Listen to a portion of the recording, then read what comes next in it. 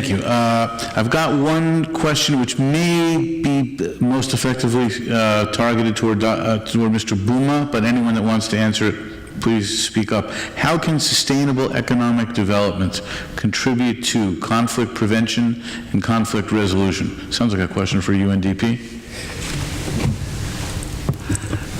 Yes, probably it is.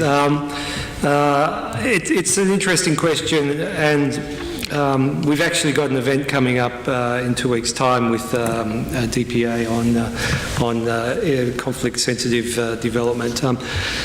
Basically, I mean, you need to, for UNDP, it's all about an issue of social inclusion. I mean, how do we actually include actors in society who have been subject to conflict, who are perhaps been previously on opposite sides of the fence? How do you bring them together? Because obviously the issue of peace and development is exactly that. It's about, you won't get development unless you have peace, and this is really the foundation of the UN, why it was established in the first place. So, once we establish the conditions for peace, we look at ways of, looking at area-based development projects. This has been something that we've done a lot in this region, where we'll look at territorial areas. We'll basically look at how we bring different social actors together. We look at how we can integrate that into systems of governance,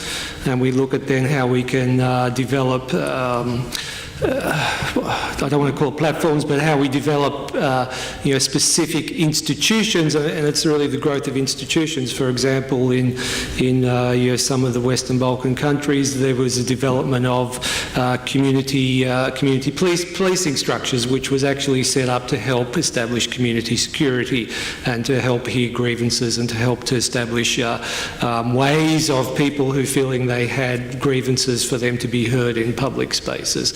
And this is really an important part of dealing with conflict. So I think, we have to have the foundations for economic development to have those institutional structures in place.